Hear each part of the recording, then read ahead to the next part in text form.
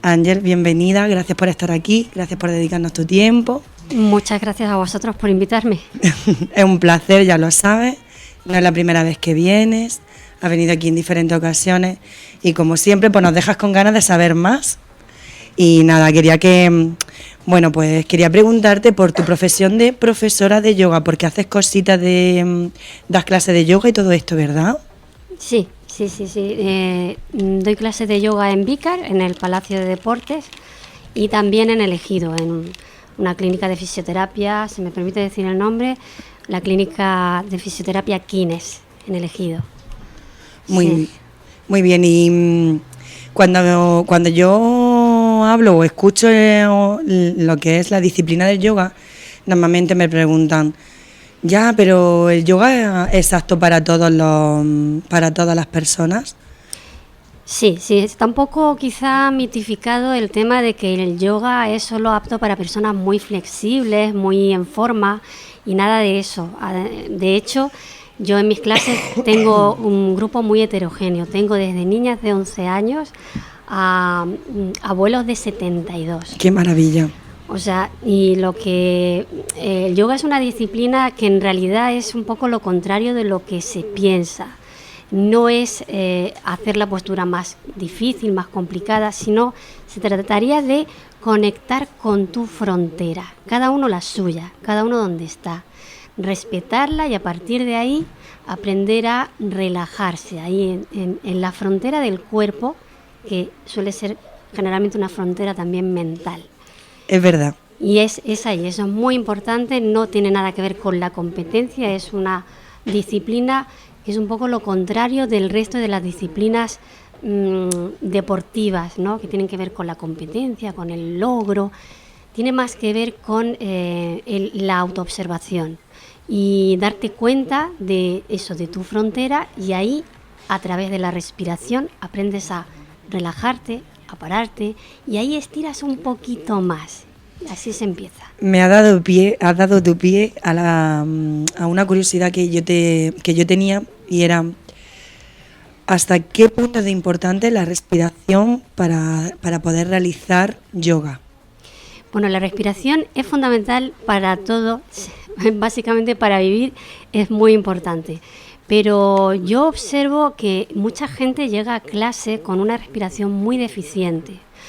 Como yo digo, casi lo justo para no morir.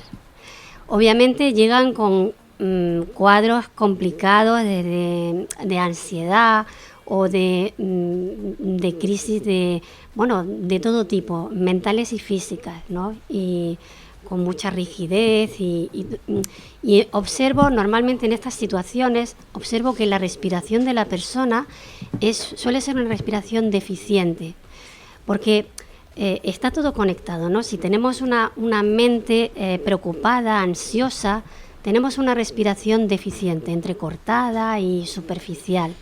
Y ahí entramos como una especie de bucle en el que la persona respira mal y respira poco y cada vez se siente peor.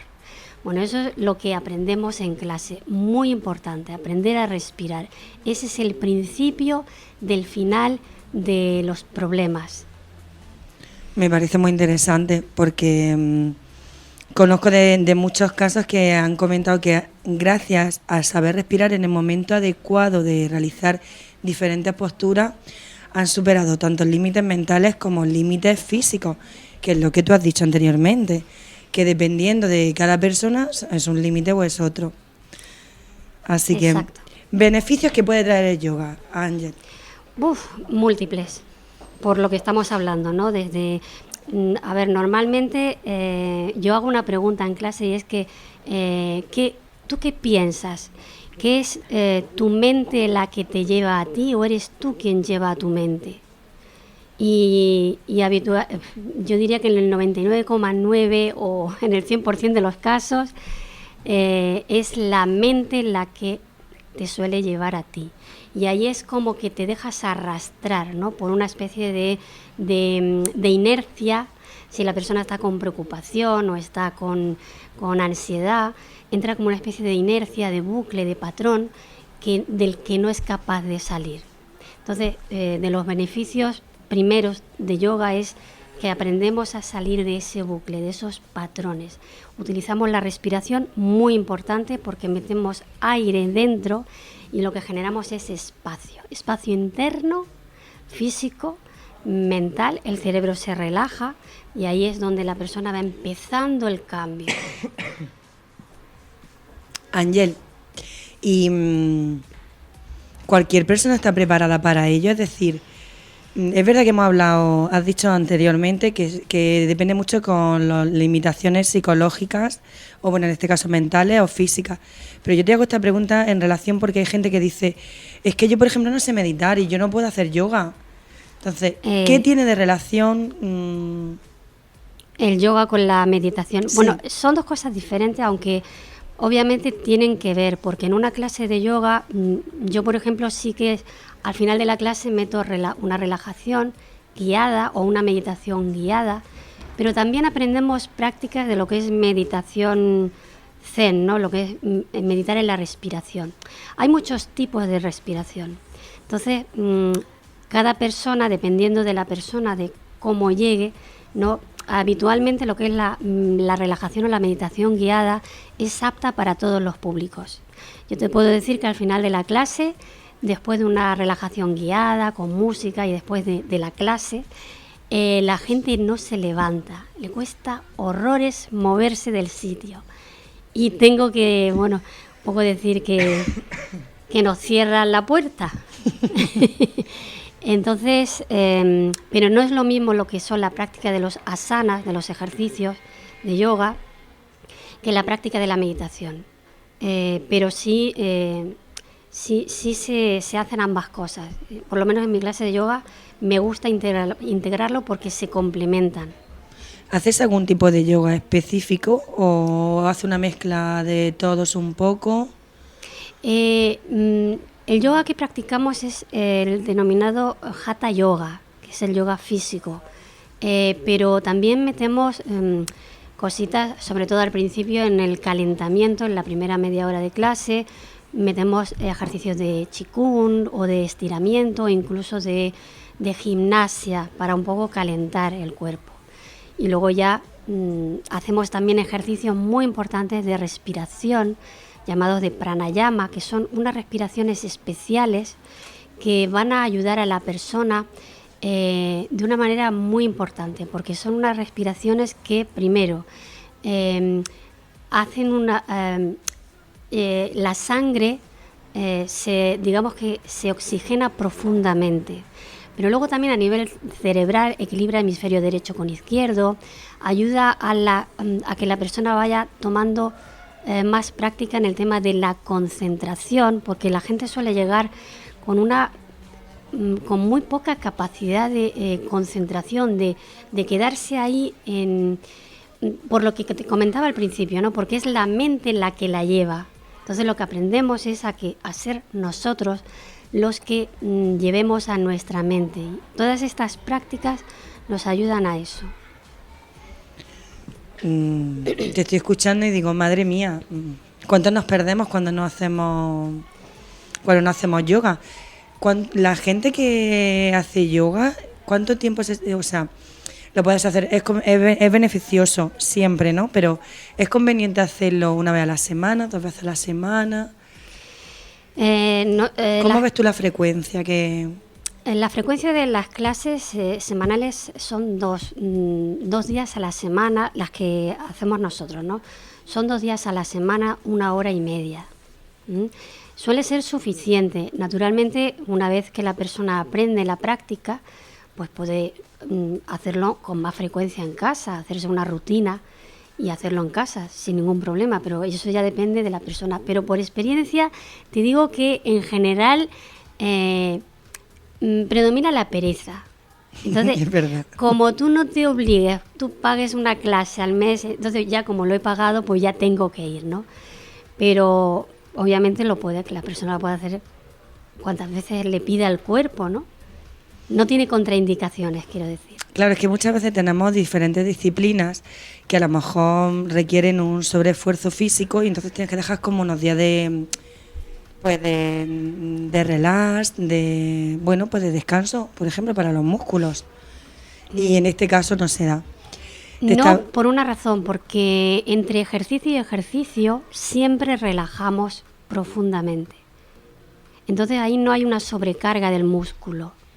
Se estira y luego se relaja, se estira, siempre es en esa dinámica. Entonces se respeta mucho lo que es, como dije al principio, ¿no?, la frontera del cuerpo, pero luego en esa relajación estira, el cuerpo da de sí un poquito más. Entonces lo hacemos de tal manera que no es necesario nada de eso. Te estoy escuchando y me surge una pregunta a la cabeza. ¿Cuándo decidiste ser maestra de yoga? ¿Por qué? ¿Hubo alguna circunstancia en especial que te llevó a eso? Porque es verdad, yo considero que las personas que trabajáis esta disciplina, como la meditación, para mí sois como trabajadores de la luz. No sé, me despertáis esa sensación. Y digo, ¿habrá alguna circunstancia en especial que haya llevado a eso? O no sé, ¿sentías que tenías que hacerlo? En mi caso particular, yo te digo que a mí me llamó esta disciplina cuando era casi una niña. No sé, a lo mejor tenía 14, 15 años, que no había toda la información que hay ahora, ni internet, no existía nada de eso, pero me llegó la información de la práctica del yoga y enseguida me sedujo muchísimo. Y yo recuerdo que buscaba libros para aprender, ¿no? Autodidacta. Totalmente. Y bueno, así empecé desde muy pequeña. No sé si eso será alguna memoria de alguna otra vida, ni ¿Alguna idea. reminiscencia por ahí? No lo sé, pero el caso es que desde entonces, pues estoy en la práctica. A ver, desde los 15 años no hasta ahora, no seguidos, pero o sea, con intervalos, porque han pasado muchos años y pasan cosas, ¿no? Pero finalmente sí vuelvo a ese camino y se me da la oportunidad de dar clase y así es una persona que estaba buscando una profesora de yoga y me encontró y ahí empezamos con una asociación y de hecho doy yoga en el Palacio de Deportes de Vícar, pero a través de una asociación de fibromialgia. Madre mía. Bueno, son fibromialgias, pero también cualquier tipo de dolencia, de reumatismo o de lo que sea. ¿En cualquier grado? ¿Es compatible? Sí, yo de momento no he tenido contraindicación, han venido todas y no todas las personas tienen fibromialgia, las que vienen ni a la asociación ni a yoga, ¿no? Pero te puedo decir que en menos de un mes, en unas pocas semanas, ya se nota a todos los niveles, porque lo que me gusta del yoga es que toca todos los niveles de la persona, desde el más físico, al mental, al emocional y al espiritual. Es lo que me gusta. Y luego cada persona toma lo que necesita, porque hay personas porque yo no solo doy la clase de yoga, un ejercicio y tal, sino que también hablo y sobre otros temas que tienen siempre que ver, ¿no?, con lo que es el desarrollo interno y personal. Y cada persona toma lo que necesita. Hay personas que vienen más por tema físico, perfecto. Otras vienen buscando salir de cuadros de ansiedad, de preocupación, perfecto. Otras más en un ámbito más espiritual, perfecto. O sea que es una disciplina que se acopla a todos los niveles. ¿Y tú como seño te planteas algún objetivo cuando vas a iniciar la clase? O, por ejemplo, dices este mes, yo quiero que puedan, por lo menos gran número de mis alumnos, llegar hasta aquí. ¿O lo dejas como habías dicho antes, que cada uno se ponga su límite, que vaya superando su... Sí, esa pregunta es interesante porque, mira, ahí en ese terreno yo he ido evolucionando. Yo he pasado de llevar unas clases que eran como muy metódicas, eran más o menos siempre igual, a dar unas clases que son como más, me dejo llevar. Y entonces, dependiendo de cómo yo veo al alumnado ese día, o sea, a las personas ese día, incluso los comentarios que me hacen, aplico unos ejercicios, hago unos comentarios, hago otros, o sea que mis clases son, digamos, en el aquí y ahora, ¿no? La necesidad del momento. Ya cuando llevas una serie de años dando clases, es como que te lo puedes permitir, porque al principio no, al principio estás como más insegura, obviamente, y entonces necesitas más como una tabla más rígida, pero ya cuando te vas haciendo con el oficio, por decirlo de alguna manera, te puedes permitir el relajarte y el conectarte con el grupo en ese día, ¿no? Porque nunca la gente llega igual. Yo tampoco llego igual, obviamente. Es cierto. Entonces ahí es como una conexión online. Bueno, online en realidad es orgánica porque estamos ahí todos presentes. Maestra de yoga y algo más, que creo que sí hay. Bueno, la verdad es que... Trátamela bien, Elo. Ángel Saloa, trátamela bien, que en esta casa ya es muy querida. Sí, la verdad es que sí, tenemos ahí una conexión del pasado. Sí, yo estoy muy contenta de volver aquí a Radio Mar. Y sí, la verdad es que toco otros temas, ¿no? Es como multidisciplinar porque, bueno, también escribo, tengo algunos libros publicados. Tengo un canal de YouTube que voy a nombrar. ¿Puedo hacer publicidad? Siempre. Es de la familia. Bueno, pues os invito a que visitéis mi canal de YouTube que se llama Perlas del Vacío. Y bueno, en este canal lo que comparto, porque siempre todo está relacionado, no con el yoga directamente, pero sí con esa, digamos, esa curiosidad por explorar la conciencia humana, que es toda una incógnita, ¿no? Y la psique humana. Bueno, son vídeos en este canal en los que un poco hago desarrollo siempre explorando eso, ¿no? Es como investigar, explorar para desmantelar todos esos programas que nos vienen operando. Es otra manera de trabajar diferente, ¿no? En la exploración de la conciencia. Y dando más perspectiva, es como cambiando el punto de vista, el foco. Pero son charlas, son cursos, ¿cómo lo enfocas?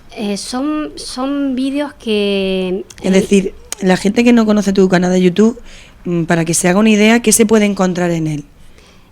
Sí, son por ejemplo desarrollo. Bueno, hay una serie de vídeos en los que subí unos cuentitos que se inauguraron justamente en esta radio tan querida, en la que se me dio la oportunidad de desarrollar unos cuentos muy cortitos. Tenían que ser cortitos porque la radio y el programa lo demandaba, y entonces eso me dio la oportunidad de desarrollar sobre temas, por ejemplo, muy específicos sobre la familia, sobre la muerte, la enfermedad. Son temas universales, ¿no? Que a todos nos importan. Era Lucas. ¿El protagonista? Me parece a mí que sí. No. Bueno, es que tenía como dos partes el libro, ¿no? Pero en la parte que había un personaje más fijo era él y la chica. Los tengo por ahí guardados. Aline. Los tengo guardados en los discos duros, sí. Porque aquí ya sabes que no borramos nada. Y oye, puede ser que rescatemos esos vídeos, esos cuentos que tan bonitos que siempre te han quedado. Pues fue gracias a esta radio, ¿no?, que empecé un poco esa andadura de los cuentos. Fueron escritos para esta radio en un programa aquí hace algunos años, que luego se convirtieron en un libro. Y en el canal de YouTube también tengo vídeos en los que le puse imagen y sonido, no tan profesional como aquí, pero bueno. Y luego pues también en los vídeos hablo sobre estos temas, ¿no? Temas, digamos, universales, pero dándoles siempre un foco diferente, ¿no? Es para comprender mejor, ¿no? Entendible a cualquier mente humana. Eso es lo que le iba a preguntar, que te lo aseguro. Que cómo está enfocado, si está por edad, o cualquier persona lo puede leer, si se lo pueden leer a un niño, sí. o requiere que sea una lectura para un adulto, aunque sea de tamaño pequeñito, pero... Mira, recuerdo que me encontré en un viaje a Argentina, se me acercó una madre y me dijo, dice, ay, tú eres la de... Porque nos escuchaban desde Argentina, tú eres la de los cuentos. Dice, pues mira, siempre estamos esperando que llegue la hora, mi hija y yo, para escuchar el cuento. Quiero decir que lo pueden escuchar porque están escritos con esa idea, como multinivel. ¿Te acuerdas del título del programa? La otra mirada. La otra mirada. La otra mirada, así era. Qué bonito. La otra mirada. Sí, siempre es eso, ¿no? Lo que busco otra mirada para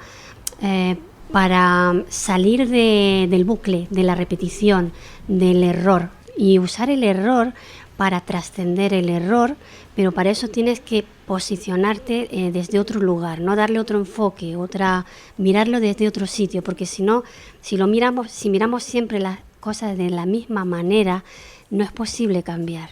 Tenemos que movernos. Es muy importante el cambio de enfoque para todo, ¿no? Sí. La otra mirada, la otra manera de mirar. Sí, para ver el por qué y el por qué me pasa eso, pero también el para qué, ¿no? ¿Con qué objetivo tengo yo esta experiencia, ¿no? ¿Hacia dónde me lleva? Porque mira, en cualquier conflicto, cualquier experiencia, siempre tenemos dos posibilidades. Una que es peligro y otra que es oportunidad. La de peligro es cuando estamos en modo inconsciente, estamos dentro de como dormidos, ¿no?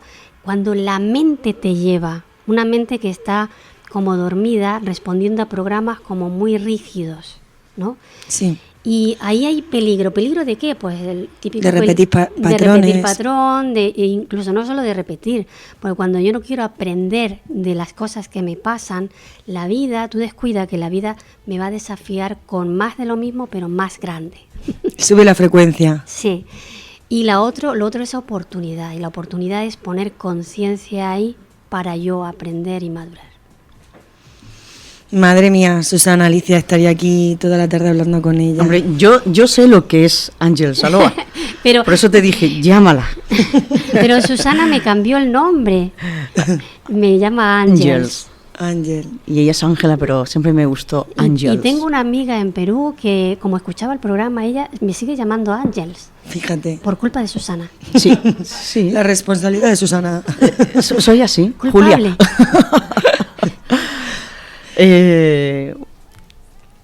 Últimos proyectos que aparte de tu canal de YouTube a nivel literario, ¿estás haciendo algo nuevo? ¿Nos puedes contar algo, algún secretillo?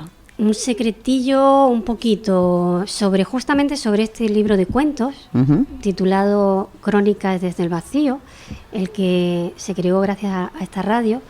Se está preparando una segunda edición. Vale, pues quedas invitada para otro día y hablaremos en concreto de ese libro. ¿Qué te parece? Encantada, muchas gracias. Sí, bueno. Un placer de haberte tenido aquí. Una buena elección, Susana. Muchas gracias a vosotros por aguantarme. No, esta es tu casa. Es verdad que muchas veces me has ido hablando de Susana, tengo esto y tal, pero bueno, a veces por falta de tiempo o coordinación entre programas donde encajo y el vivir para contar, creo que tú vives mucho para contarnos. Sí, me encanta contar. Vale. Te espero la próxima, Ángeles Saloa. Mi marido dice que vivo del cuento. Qué bien, qué buena manera de vivir. Bueno, pues tenemos que seguir, que los minutos nos apremian. Hasta luego. Adiós.